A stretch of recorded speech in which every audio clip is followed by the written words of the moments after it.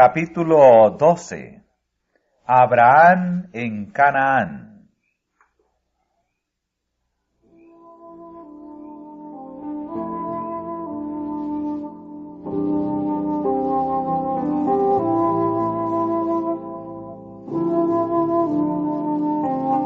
Abraham volvió a Canaán riquísimo en ganado, en plata y oro. Lot aún estaba con él, y de nuevo llegaron a Betel, y establecieron su campamento junto al altar que habían erigido anteriormente. Pronto comprendieron que las riquezas acrecentadas aumentaban las dificultades. En medio de las penurias y las pruebas, habían vivido juntos en perfecta armonía, pero en su prosperidad había peligro de discordias entre ellos. Los pastores no eran suficientes para el ganado de ambos, y las frecuentes disputas entre los pastores fueron traídas ante sus amos para que las resolviesen.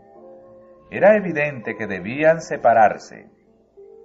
Abraham era mayor que Lot y superior a él en parentesco, riqueza y posición. No obstante, él fue el primero en sugerir planes para mantener la paz. A pesar de que Dios mismo le había dado toda esa tierra, muy cortésmente renunció a su derecho.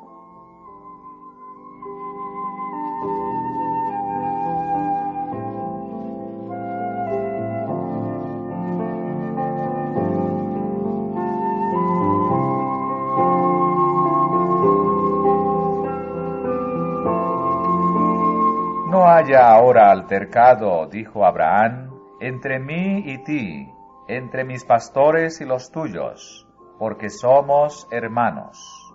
¿No está toda la tierra delante de ti? Yo te ruego que te apartes de mí. Si fueres a la mano izquierda, yo iré a la derecha, y si tú a la derecha, yo iré a la izquierda.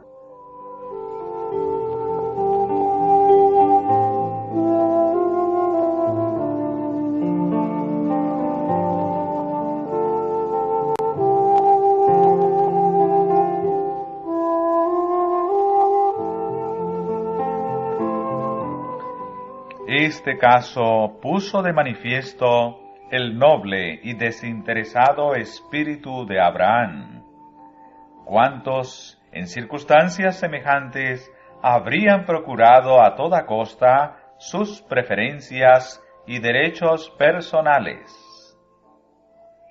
¿Cuántas familias se han desintegrado por esa razón? ¿Cuántas iglesias se han dividido, dando lugar a que la causa de la verdad sea objeto de las burlas y el menosprecio de los impíos? No haya ahora altercado entre mí y ti, dijo Abraham, porque somos hermanos. No sólo lo eran por parentesco natural, sino también como adoradores del verdadero Dios. Los hijos de Dios forman una sola familia en todo el mundo, y debería guiarlos el mismo espíritu de amor y concordia. Amándoos los unos a los otros con caridad fraternal, previniéndoos con honra los unos a los otros, es la enseñanza de nuestro Salvador. El cultivo de una cortesía uniforme y la voluntad de tratar a otros como deseamos ser tratados nosotros, eliminaría la mitad de las dificultades de la vida. El espíritu de ensalzamiento propio es el espíritu de Satanás, pero el corazón que abriga el amor de Cristo poseerá esa caridad que no busca lo suyo. El tal cumplirá la orden divina, no mirando cada uno a lo suyo propio, sino cada cual también a lo de los otros.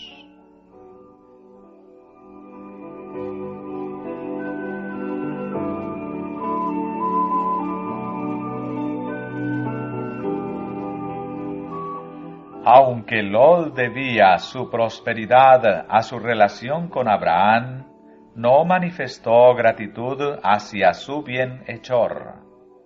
La cortesía hubiese requerido que él dejase escoger a Abraham, pero en vez de hacer eso, trató egoístamente de apoderarse de las mejores ventajas. Y alzó Lot sus ojos y vio toda la llanura del Jordán, que toda ella era de riego, como el huerto de Jehová, como la tierra de Egipto entrando en Zoar.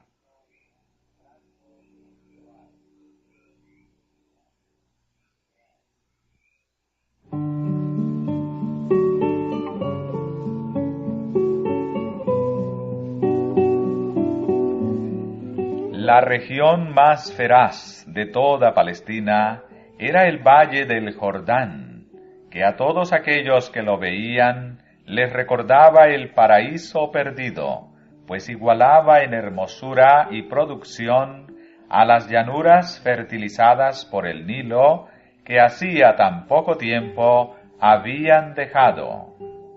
También había ciudades ricas y hermosas, que invitaban a hacer provechosas ganancias mediante el intercambio comercial en sus concurridos mercados.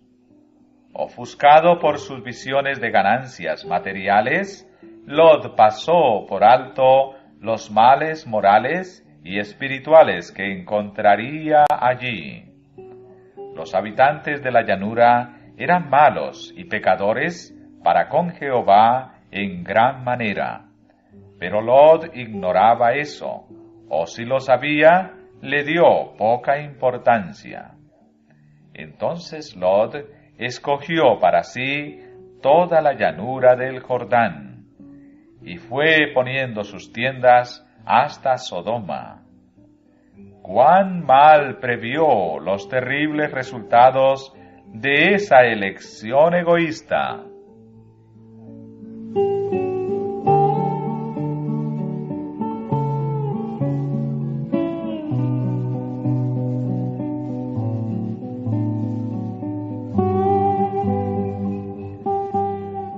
Después de separarse de Lot, Abraham recibió otra vez del Señor la promesa de que todo el país sería suyo. Poco tiempo después se mudó a Hebrón, levantó su tienda bajo el encinar de Mamre y al lado erigió un altar para el Señor. En esas frescas mesetas, con sus olivares y viñedos, sus ondulantes campos de trigo y las amplias tierras de pastoreo circundadas de colinas, habitó Abraham, satisfecho de su vida sencilla y patriarcal, dejando a Lot el peligroso lujo del valle de Sodoma.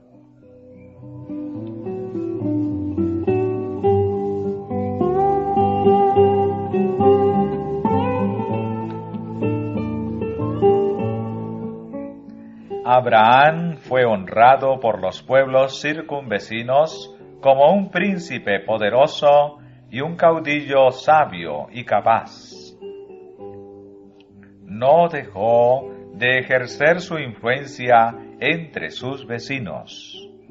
Su vida y su carácter, en contraste con la vida y el carácter de los idólatras, ejercían una influencia notable en favor de la verdadera fe. Su fidelidad hacia Dios fue inquebrantable, en tanto que su afabilidad y benevolencia inspiraban confianza y amistad, y su grandeza sin afectación imponía respeto y honra.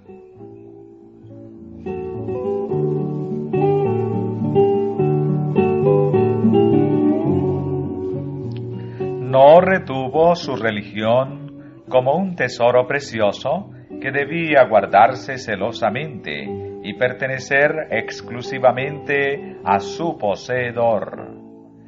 La verdadera religión no puede considerarse así, pues un espíritu tal sería contrario a los principios del Evangelio. Mientras Cristo more en el corazón, será imposible esconder la luz de su presencia u oscurecerla. Por el contrario, brillará cada vez más a medida que día tras día las nieblas del egoísmo y del pecado que envuelven el alma sean disipadas por los brillantes rayos del sol de justicia.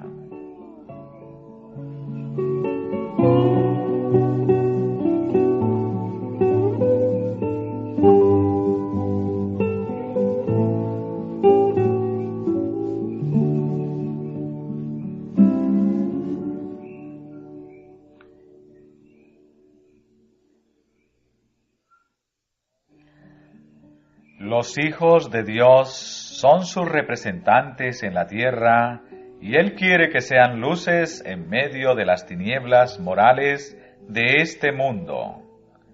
Esparcidos por todos los ámbitos de la tierra, en pueblos, ciudades y aldeas, son testigos de Dios, los medios por los cuales Él ha de comunicar a un mundo incrédulo el conocimiento de su voluntad y las maravillas de su gracia. Él se propone que todos los que participan de la gran salvación sean sus misioneros. La piedad de los cristianos constituye la norma mediante la cual los infieles juzgan al Evangelio. Las pruebas soportadas pacientemente, las bendiciones recibidas con gratitud, la mansedumbre, la bondad, la misericordia y el amor manifestados habitualmente son las luces que brillan en el carácter ante el mundo y ponen de manifiesto el contraste que existe con las tinieblas que proceden del egoísmo del corazón natural.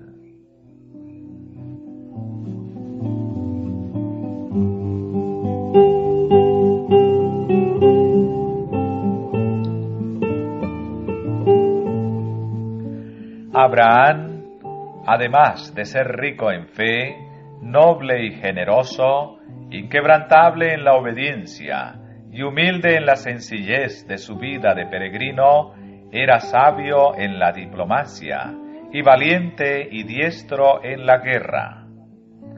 A pesar de ser conocido como maestro de una nueva religión, 3 príncipes, hermanos entre sí, y soberanos de las llanuras de los amorreos donde él vivía, le demostraron su amistad, invitándolo a aliarse con ellos para alcanzar mayor seguridad, pues el país estaba lleno de violencia y opresión.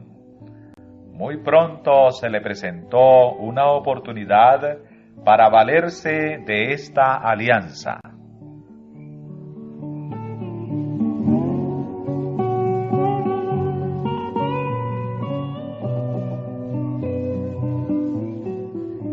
Chedorlaomer, rey de Elán, había invadido la tierra de Canaán hacía 14 años y la había hecho su tributaria. Varios de los príncipes se habían rebelado ahora, y el rey elamita, con 4 aliados, marchó de nuevo contra el país con el fin de someterlo.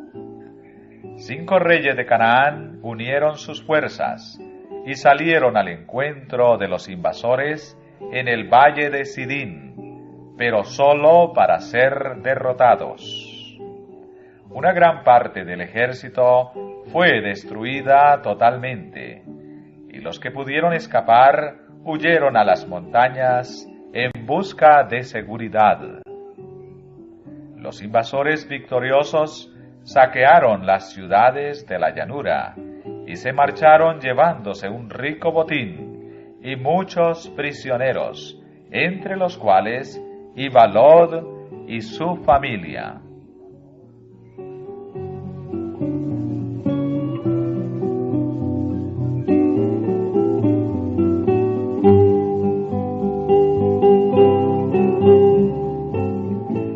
Abraham, que habitaba tranquilamente en el encinar de Mamre, fue enterado por un fugitivo de lo ocurrido en aquella batalla y de la desgracia de su sobrino.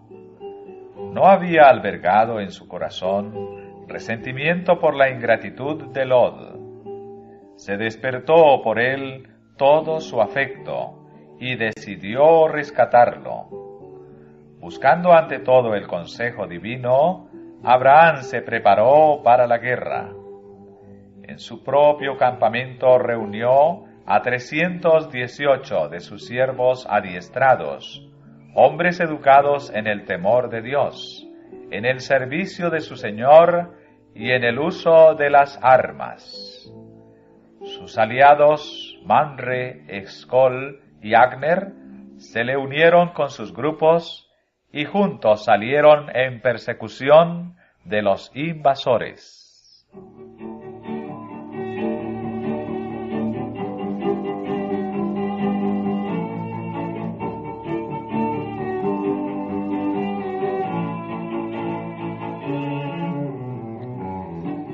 Los elamitas y sus aliados habían acampado en Dan, en la frontera septentrional de Canaán.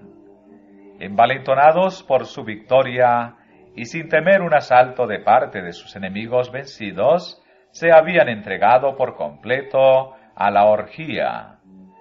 El patriarca dividió sus fuerzas de tal manera que éstas se aproximaran por distintos puntos y convergieran en el campamento enemigo, atacándolo durante la noche. Su ataque vigoroso e inesperado logró una rápida victoria. El rey de Elán fue muerto, y sus fuerzas, presas de pánico, fueron totalmente derrotadas. Lot y su familia, con todos los demás prisioneros y sus bienes, fueron recuperados, y un rico botín de guerra cayó en poder de los vencedores.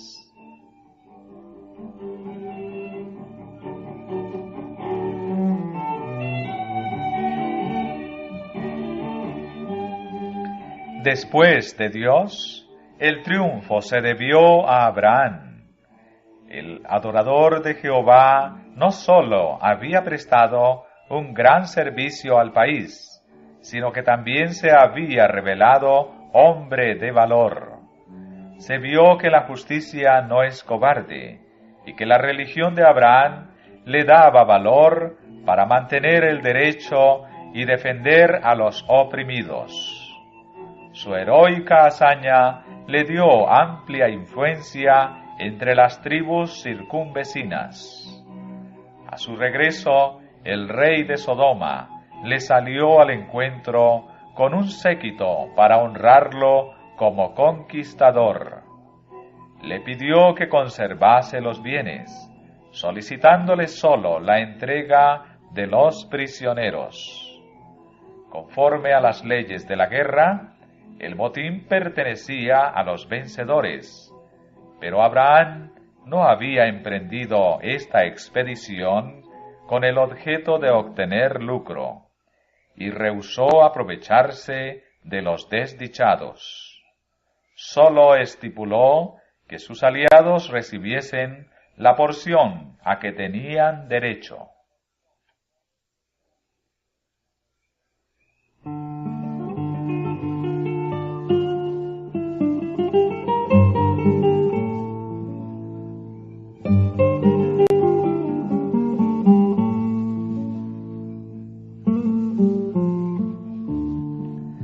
Muy pocos, si fueran sometidos a la misma prueba, se hubiesen mostrado tan nobles como Abraham. Pocos hubiesen resistido la tentación de asegurarse tan rico botín. Su ejemplo es un reproche para los espíritus egoístas y mercenarios. Abraham tuvo en cuenta las exigencias de la justicia y la humanidad. Su conducta ilustra la máxima inspirada: amarás a tu prójimo como a ti mismo. He alzado mi mano, dijo, a Jehová Dios alto, poseedor de los cielos y de la tierra, que desde un hilo hasta la correa de un calzado, nada tomaré de todo lo que es tuyo, porque no digas, yo enriquecí a Abraham. No quería darles motivo para que creyesen que había emprendido la guerra con miras de lucro, ni que atribuyeran su prosperidad a sus regalos o a su favor. Dios había prometido bendecir a Abraham y a él debía adjudicársele la gloria.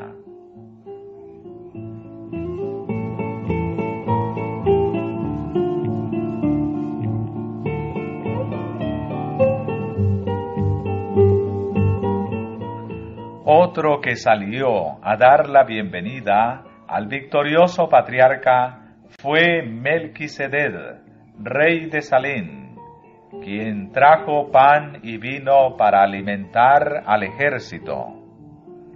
Como sacerdote del Dios Alto, bendijo a Abraham y dio gracias al Señor, quien había obrado tan grande liberación por medio de su siervo.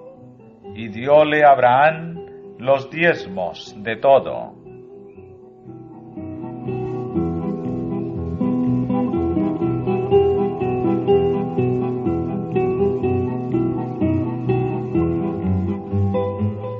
Abraham regresó alegremente a su campamento y a sus ganados, pero su espíritu estaba perturbado por pensamientos que no le abandonaban.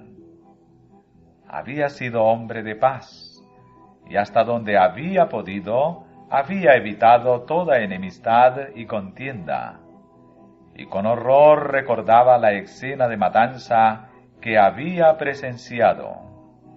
Las naciones cuyas fuerzas había derrotado intentarían sin duda invadir de nuevo a Canaán, y le harían a él objeto especial de su venganza. Enredado en esta forma en las discordias nacionales, vería interrumpirse la apacible quietud de su vida. Por otro lado, no había tomado posesión de Canaán, ni podía esperar ya un heredero en quien la promesa se hubiese de cumplir.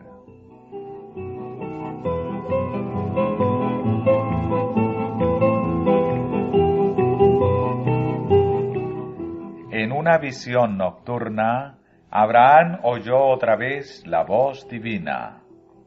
No temas, Abraham, fueron las palabras del príncipe de los príncipes. Yo soy tu escudo, y tu galardón sobremanera grande.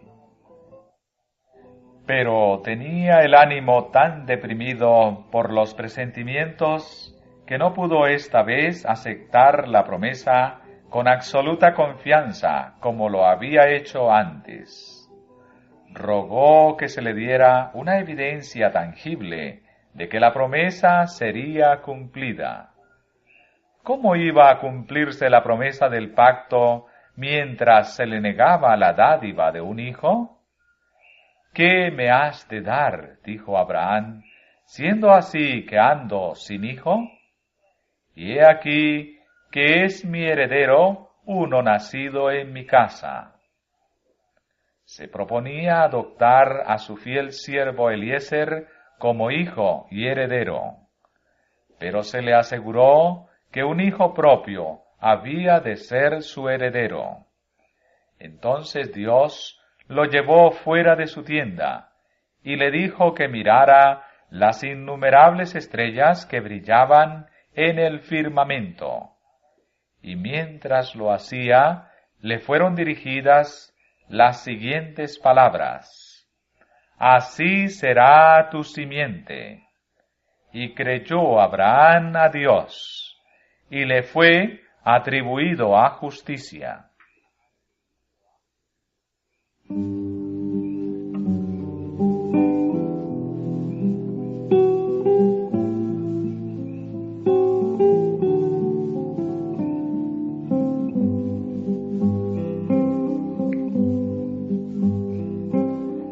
Aún así, el patriarca suplicó que se le diese una señal visible para confirmar su fe, y como evidencia para las futuras generaciones de que los bondadosos propósitos que Dios tenía para con ellas se cumplirían. El Señor se dignó concertar un pacto con su siervo, empleando las formas acostumbradas entre los hombres para la ratificación de contratos solemnes. En conformidad con las indicaciones divinas, Abraham sacrificó una novilla, una cabra y un carnero, cada uno de 3 años de edad. Dividió cada cuerpo en 2 partes y colocó las piezas a poca distancia la una de la otra. Añadió una tórtola y un palomino, que no fueron partidos. Hecho esto, Abraham pasó reverentemente entre las porciones del sacrificio, haciendo un solemne voto a Dios de obediencia perpetua.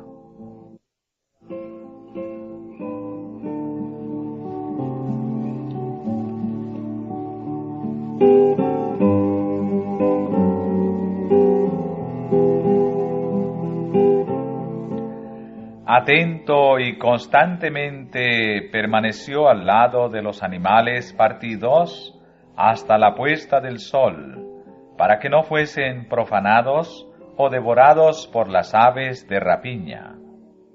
Al atardecer se durmió profundamente, y el pavor de una grande oscuridad cayó sobre él. Y oyó la voz de Dios diciéndole que no esperase la inmediata posesión de la tierra prometida, y anunciándole los sufrimientos que su posteridad tendría que soportar antes de tomar posesión de Canaán. Le fue revelado el plan de redención en la muerte de Cristo, el gran sacrificio y su venida en gloria. También vio Abraham la tierra restaurada a su belleza edénica, que se le daría a él para siempre, como pleno y final cumplimiento de la promesa.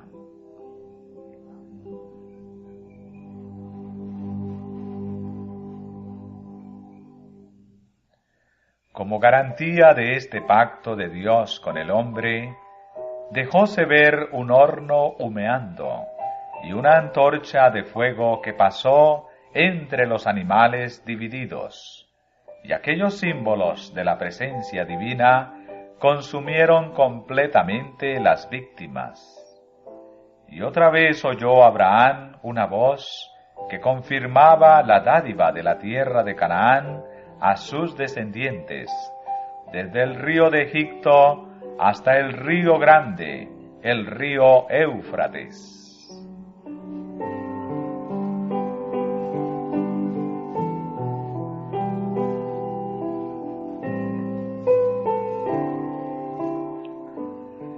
Cuando hacía casi 25 años que Abraham estaba en Canaán, el Señor se le apareció y le dijo: Yo soy el Dios Todopoderoso.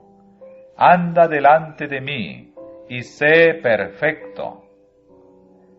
Con reverencia el patriarca se postró y el mensaje continuó así: Yo he aquí mi pacto contigo. Serás padre de muchedumbres de gentes.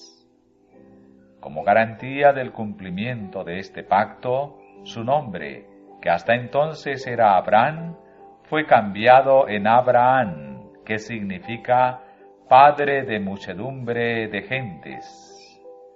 El nombre de Sarai se cambió por el de Sara, princesa, pues, dijo la divina voz, vendrá a ser madre de naciones, reyes de pueblos serán de ella.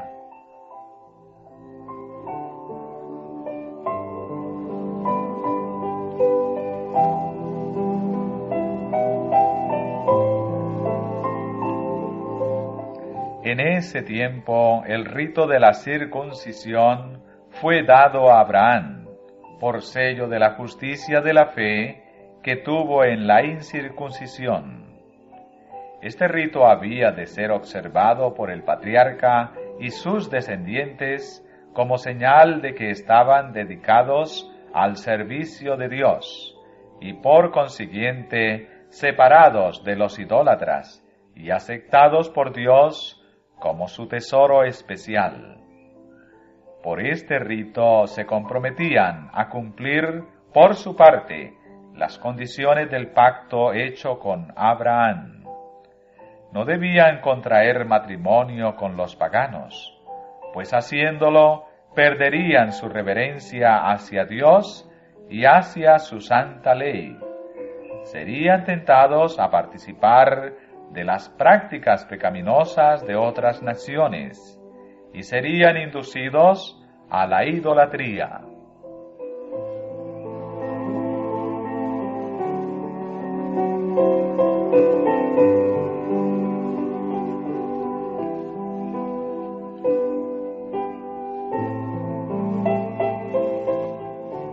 Dios confirió un gran honor a Abraham. Los ángeles del cielo anduvieron y hablaron con él como con un amigo. Cuando los juicios de Dios estaban por caer sobre Sodoma, este hecho no le fue ocultado, y él se convirtió en intercesor de los pecadores para con Dios. Su entrevista con los ángeles presenta también un hermoso ejemplo de hospitalidad.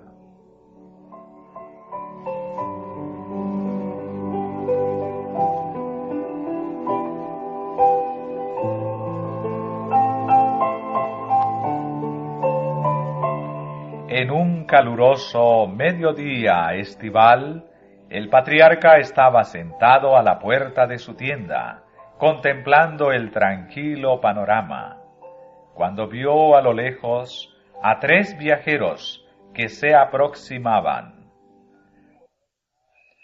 Antes de llegar a su tienda, los forasteros se detuvieron, como para consultarse respecto al camino que debían seguir. Sin esperar que le solicitasen favor alguno, Abraham se levantó rápidamente, y cuando ellos parecían volverse hacia otra dirección, él se apresuró a acercarse a ellos, y con la mayor cortesía les pidió que le honrasen, deteniéndose en su casa para descansar. Con sus propias manos les trajo agua para que se lavasen los pies y se quitasen el polvo del camino. Él mismo escogió los alimentos para los visitantes, y mientras descansaban bajo la sombra refrescante, se sirvió la mesa, y él se mantuvo respetuosamente al lado de ellos, mientras participaban de su hospitalidad.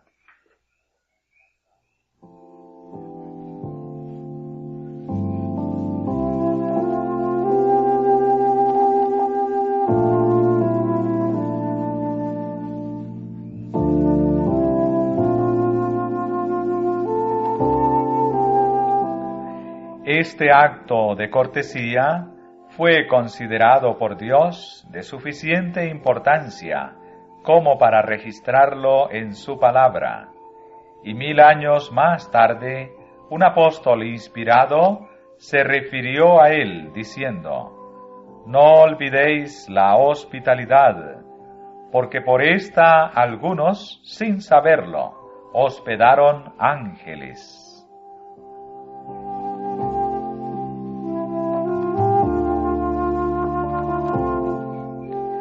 Abraham no había visto en sus huéspedes más que 3 viajeros cansados. No imaginó que entre ellos había uno a quien podría adorar sin cometer pecado. En ese momento le fue revelado el verdadero carácter de los mensajeros celestiales. Aunque iban en camino como mensajeros de ira, a Abraham, el hombre de fe, le hablaron primeramente de bendiciones. Aunque Dios es riguroso para notar la iniquidad y castigar la transgresión, no se complace en la venganza. La obra de la destrucción es una extraña obra para el que es infinito en amor.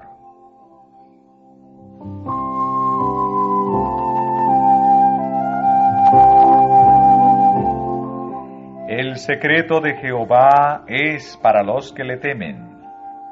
Abraham había honrado a Dios, y el Señor le honró, haciéndole partícipe de sus consejos y revelándole sus propósitos. ¿Encubriré yo a Abraham lo que voy a hacer?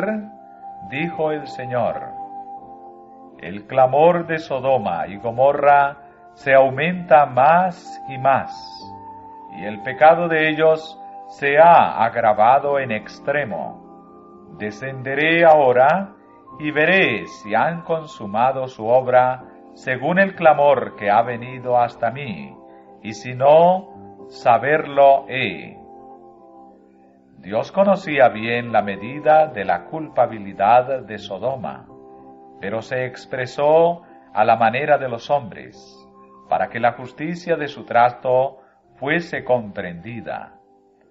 Antes de descargar sus juicios sobre los transgresores, iría él mismo a examinar su conducta. Si no habían traspasado los límites de la misericordia divina, les concedería todavía más tiempo para que se arrepintieran.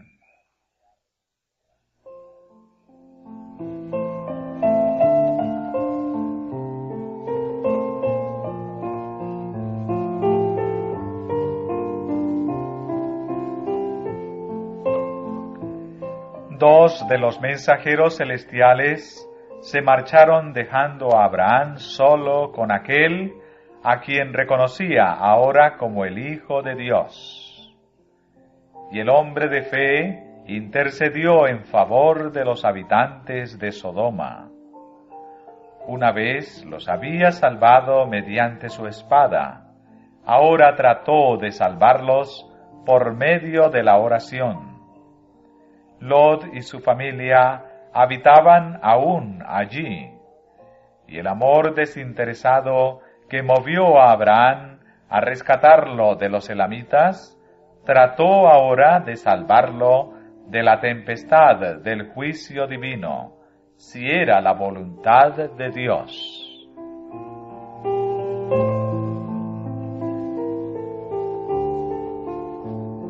Con profunda reverencia y humildad rogó: «He aquí ahora que he comenzado a hablar a mi Señor, aunque soy polvo y ceniza».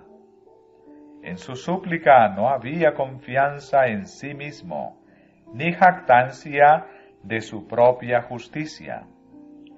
No pidió un favor basado en su obediencia o en los sacrificios que había hecho en cumplimiento de la voluntad de Dios. Siendo él mismo pecador, intercedió en favor de los pecadores. Semejante espíritu deben tener todos los que se acercan a Dios. Abraham manifestó la confianza de un niño que suplica a un padre a quien ama. Se aproximó al mensajero celestial y fervientemente le hizo su petición. A pesar de que Lot habitaba en Sodoma, no participaba de la impiedad de sus habitantes. Abraham pensó que en aquella populosa ciudad debía haber otros adoradores del verdadero Dios. Y tomando en consideración este hecho, suplicó: lejos de ti el hacer tal que hagas morir al justo con el impío, y que sea el justo tratado como el impío. Nunca tal hagas. El juez de toda la tierra ¿no ha de hacer lo que es justo? Abraham no imploró solo una vez, sino muchas, atreviéndose más a medida que se le concedía lo pedido, persistió hasta que obtuvo la seguridad de que aunque hubiese allí solo 10 personas justas, la ciudad sería perdonada.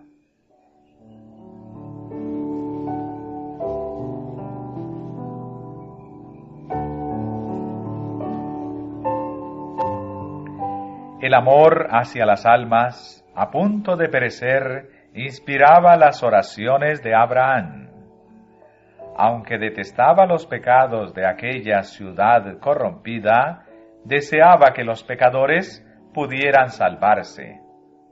Su profundo interés por Sodoma demuestra la ansiedad que debemos experimentar por los impíos. Debemos sentir odio hacia el pecado y compasión y amor hacia el pecador. Por todas partes, en derredor nuestro, hay almas que van hacia una ruina tan desesperada y terrible como la que sobrecogió a Sodoma. Cada día termina el tiempo de gracia para algunos. Cada hora, algunos pasan más allá del alcance de la misericordia. ¿Y dónde están las voces de amonestación y súplica que induzcan a los pecadores a huir de esta pavorosa condenación? ¿Dónde están las manos extendidas para sacar a los pecadores de la muerte? ¿Dónde están los que con humildad y perseverante fe ruegan a Dios por ellos?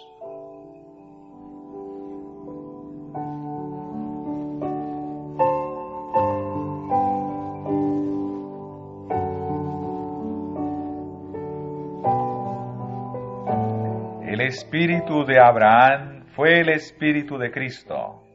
El mismo Hijo de Dios es el gran intercesor en favor del pecador. El que pagó el precio de su redención conoce el valor del alma humana.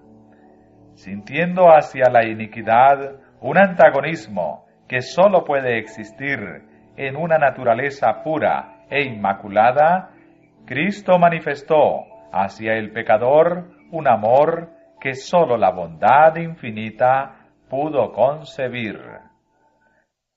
En la agonía de la crucifixión, Él mismo, cargado con el espantoso peso de los pecados del mundo, oró por sus vilipendiadores y asesinos. Padre, perdónalos, porque no saben lo que hacen.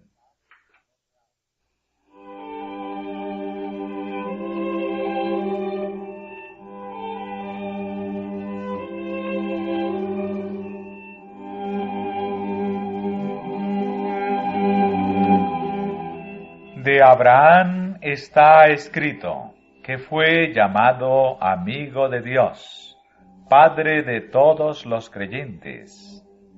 El testimonio de Dios acerca de este fiel patriarca es: oyó Abraham mi voz y guardó mi precepto, mis mandamientos, mis estatutos y mis leyes. Y en otro lugar dice: yo lo he conocido. Sé que mandará a sus hijos y a su casa después de sí que guarden el camino de Jehová, haciendo justicia y juicio, para que haga venir Jehová sobre Abraham lo que ha hablado acerca de él.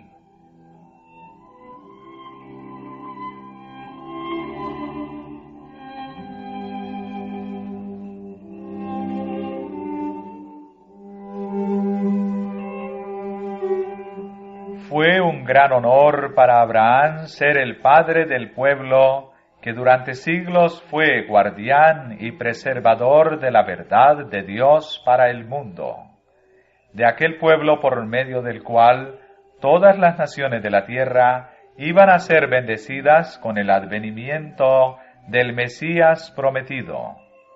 El que llamó al patriarca le juzgó digno.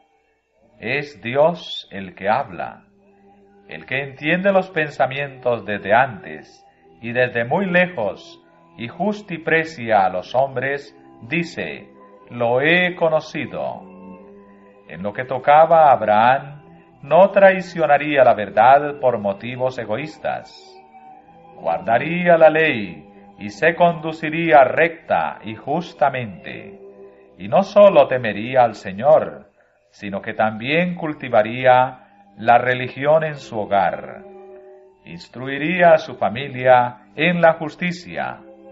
La ley de Dios sería la norma de su hogar.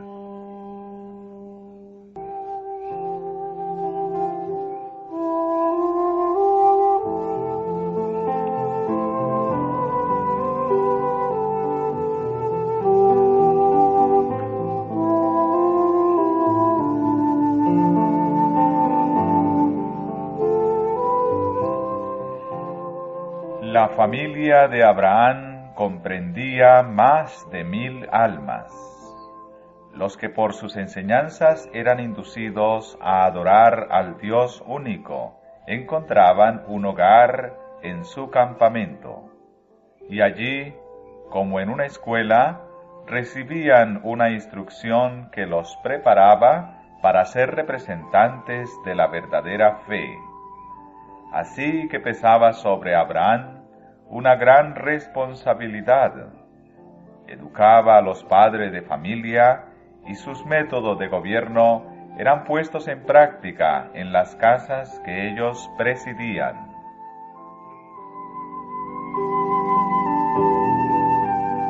En la antigüedad, el padre era el jefe y el sacerdote de su propia familia y ejercía autoridad sobre sus hijos, aun después de que éstos tenían sus propias familias.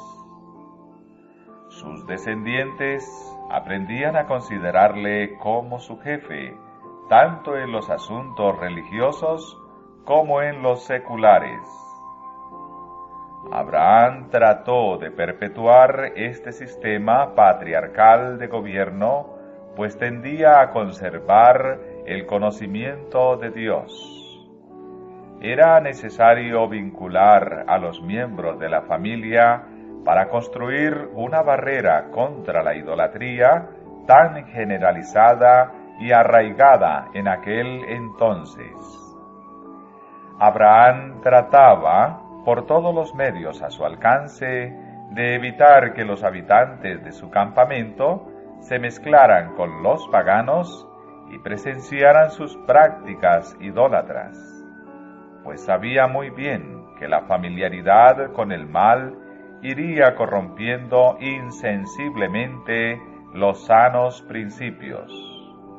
Ponía el mayor cuidado en excluir toda forma de religión falsa y en hacer comprender a los suyos la majestad y gloria del Dios viviente como único objeto del culto.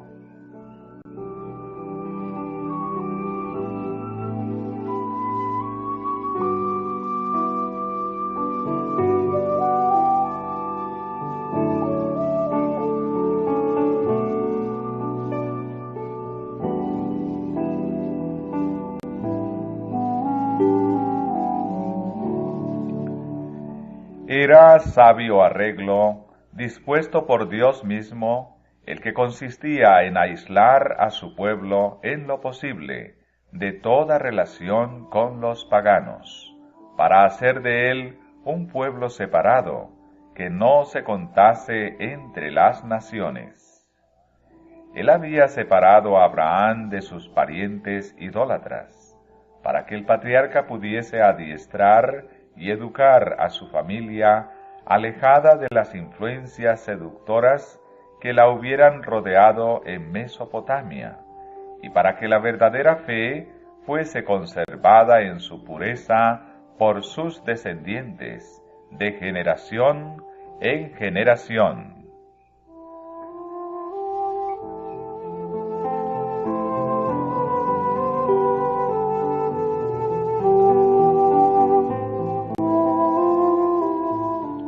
El afecto de Abraham hacia sus hijos y su casa le movió a resguardar su fe religiosa y a inculcarles el conocimiento de los estatutos divinos como el legado más precioso que pudiera dejarles a ellos y por su medio al mundo. A todos les enseñó que estaban bajo el gobierno del Dios del cielo. No debía haber opresión de parte de los padres, ni desobediencia de parte de los hijos. La ley de Dios había designado a cada uno sus obligaciones, y sólo mediante la obediencia a dicha ley se podía obtener la felicidad y la prosperidad.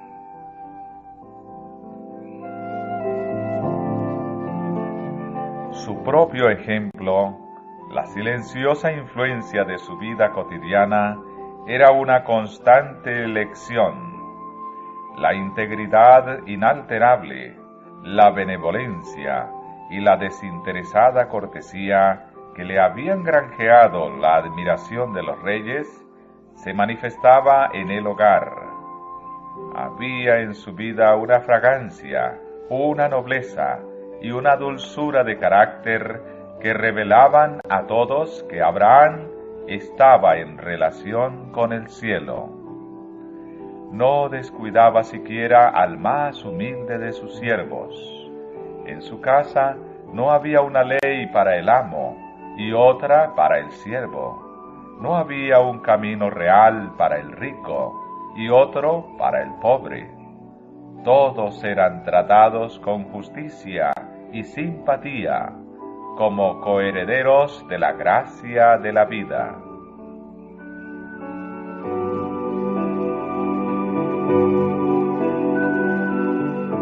Él mandará a su casa después de sí. En Abraham no se vería negligencia pecaminosa en lo referente a restringir las malas inclinaciones de sus hijos, ni tampoco habría favoritismo imprudente, indulgencia o debilidad. No sacrificaría su convicción del deber ante las pretensiones de un amor mal entendido.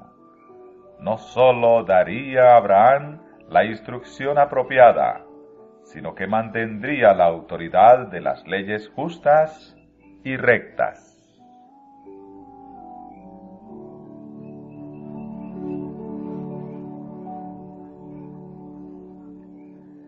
¡Cuán pocos son los que siguen este ejemplo actualmente! Muchos padres manifiestan un sentimentalismo ciego y egoísta, un mal llamado amor, que deja a los niños gobernarse por su propia voluntad, cuando su juicio no se ha formado aún, y los dominan pasiones indisciplinadas. Esto es ser cruel hacia la juventud y cometer un gran mal contra el mundo. La indulgencia de los padres provoca muchos desórdenes en las familias y en la sociedad. Confirma en los jóvenes el deseo de seguir sus inclinaciones, en lugar de someterse a los requerimientos divinos. Así crecen con aversión a cumplir la voluntad de Dios y transmiten su espíritu irreligioso e insubordinado a sus hijos y a sus nietos. Así como Abraham, los padres deberían mandar a su casa después de sí. Enséñese a los niños a obedecer a la autoridad de sus padres e impónganse esta obediencia como primer paso en la obediencia a la autoridad de Dios.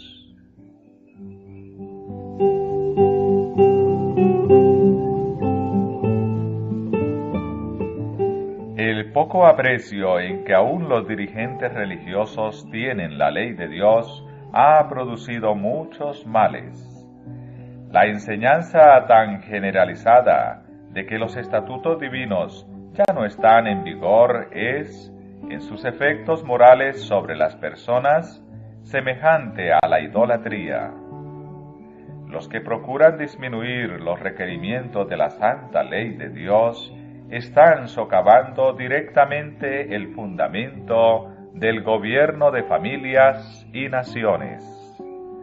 Los padres religiosos que no andan en los estatutos de Dios no mandan a su familia que siga el camino del Señor. No hacen de la ley de Dios la norma de la vida. Los hijos, al fundar sus propios hogares, no se sienten obligados a enseñar a sus propios hijos lo que nunca se les enseñó a ellos. Y este es el motivo por que hay tantas familias impías. Esta es la razón por que la depravación se ha arraigado y extendido tanto.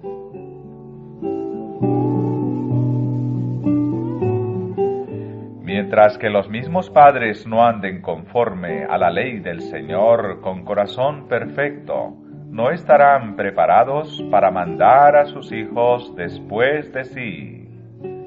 Es preciso hacer en este respecto una reforma amplia y profunda. Los padres deben reformarse. Los ministros necesitan reformarse. Necesitan a Dios en sus hogares. Si quieren ver un estado de cosas diferentes, deben dar la palabra de Dios a sus familias y deben hacerla su consejera. Deben enseñar a sus hijos que esta es la voz de Dios a ellos dirigida y que deben obedecerle implícitamente. Deben instruir con paciencia a sus hijos, bondadosa e incesantemente deben enseñarles a vivir para agradar a Dios. Los hijos de tales familias estarán preparados para hacer frente a los sofismas de la incredulidad. Aceptaron la Biblia como base de su fe y por consiguiente tienen un fundamento que no puede ser barrido por la ola de escepticismo que se avecina.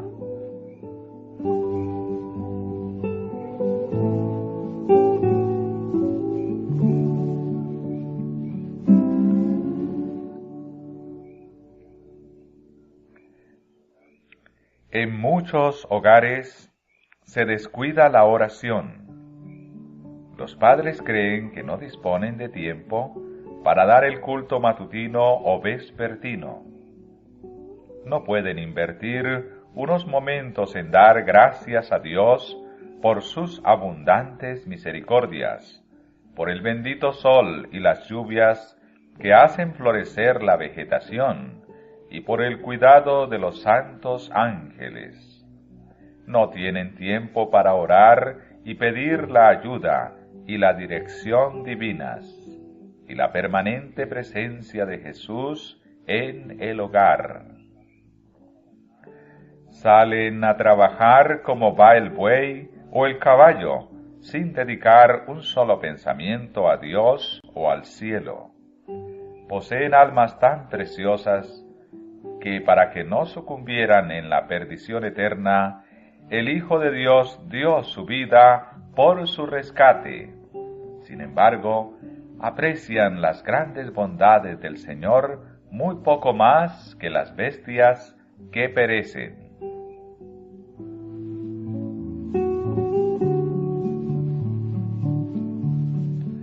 Como a los patriarcas de la antigüedad, los que profesan amar a Dios deberían erigir un altar al Señor donde quiera que se establezcan. Si alguna vez hubo un tiempo cuando todo hogar debería ser una casa de oración, es ahora. Los padres y las madres deberían elevar sus corazones a menudo hacia Dios para suplicar humildemente por ellos mismos y por sus hijos. Que el padre, como sacerdote de la familia, ponga sobre el altar de Dios el sacrificio de la mañana y de la noche, mientras la esposa y los niños se le unen en oración y alabanza. Jesús se complace en morar en un hogar tal.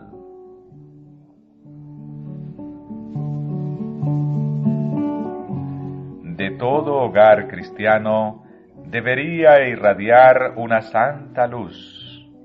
El amor debe expresarse en hechos, debe manifestarse en todas las relaciones del hogar y revelarse en una amabilidad atenta, en una suave y desinteresada cortesía.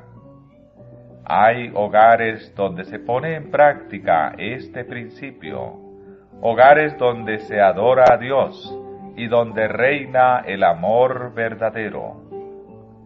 De estos hogares, de mañana y de noche, la oración asciende hacia Dios como un dulce incienso, y las misericordias y las bendiciones de Dios descienden sobre los suplicantes como el rocío de la mañana.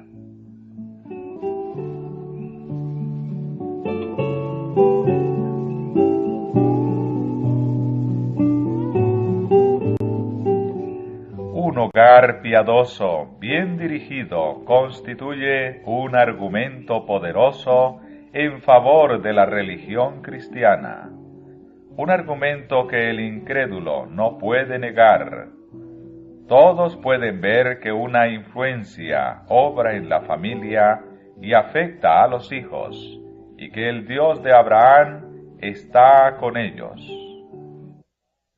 Si los hogares de los profesos cristianos tuviesen el debido molde religioso, ejercerían una gran influencia en favor del bien. Serían ciertamente la luz del mundo. El Dios del cielo habla a todo padre fiel por medio de las palabras dirigidas a Abraham.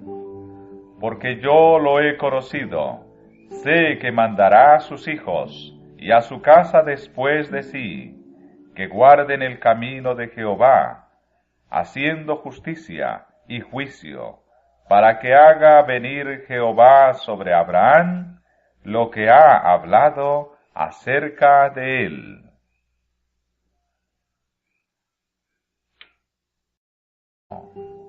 También había ciudades ricas y hermosas que invitaban a hacer provechosas ganancias mediante el intercambio comercial en sus concurridos mercados. Ofuscado por sus visiones de ganancias materiales, Lot pasó por alto los males morales y espirituales que encontraría allí. Los habitantes de la llanura eran malos y pecadores para con Jehová en gran manera. Pero Lot ignoraba eso, o si lo sabía, le dio poca importancia. Entonces Lot escogió para sí toda la llanura del Jordán, y fue poniendo sus tiendas hasta Sodoma. Cuán mal previó los terribles resultados de esa elección egoísta.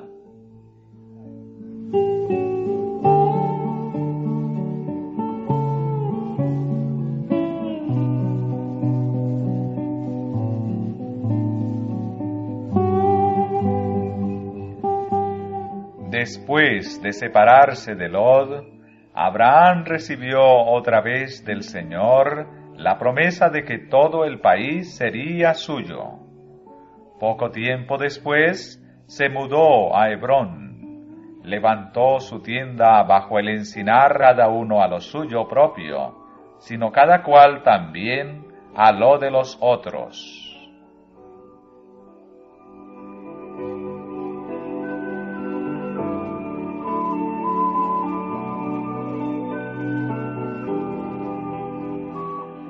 Aunque Lot debía su prosperidad a su relación con Abraham, no manifestó gratitud hacia su bienhechor.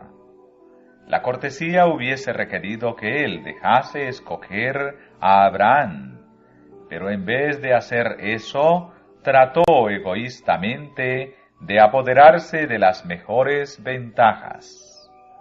Y alzó Lot sus ojos y vio toda la llanura del Jordán, que toda ella era de riego, como el huerto de Jehová, como la tierra de Egipto entrando en Zoar.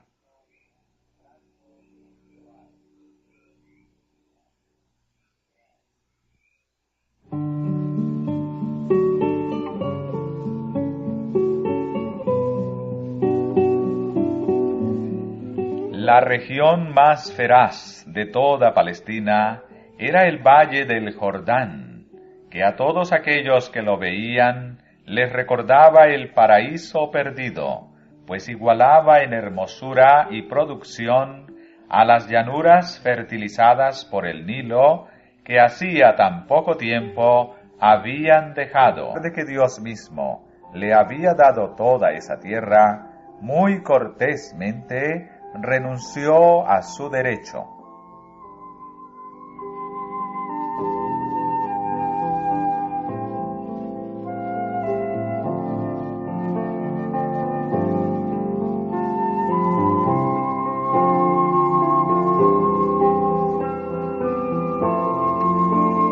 No haya ahora altercado, dijo Abraham, entre mí y ti, entre mis pastores y los tuyos, porque somos hermanos. ¿No está toda la tierra delante de ti? Yo te ruego que te apartes de mí. Si fueres a la mano izquierda, yo iré a la derecha, y si tú a la derecha, yo iré a la izquierda.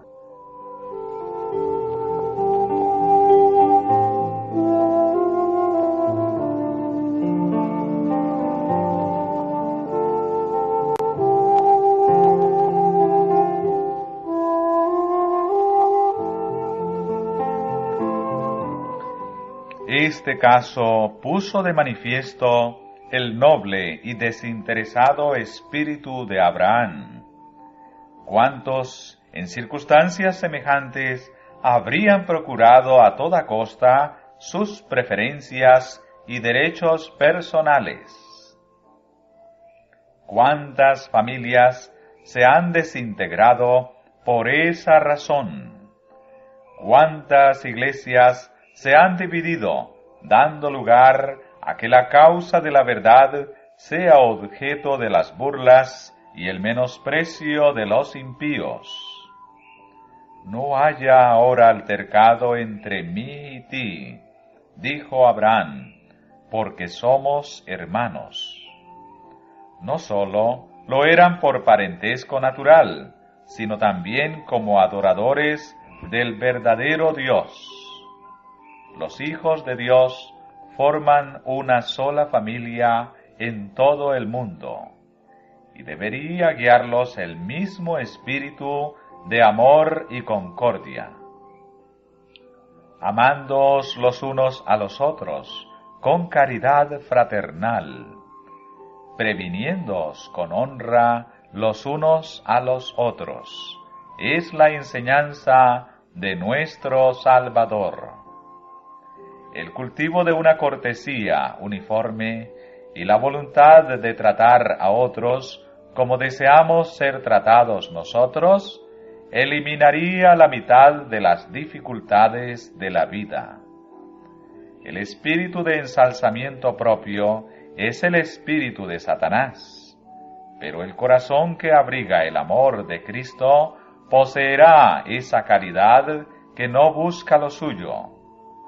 El tal cumplirá la orden divina, no mirando. Capítulo 12. Abraham en Canaán.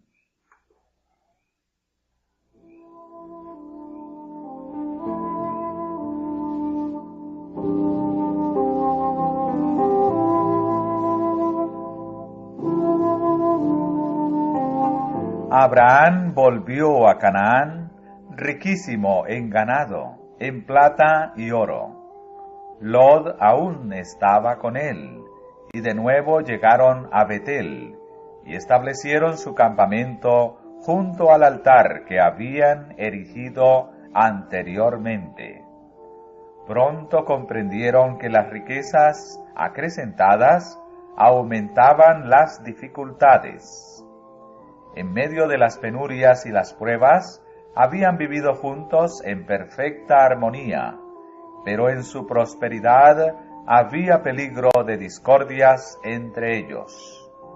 Los pastores no eran suficientes para el ganado de ambos, y las frecuentes disputas entre los pastores fueron traídas ante sus amos para que las resolviesen.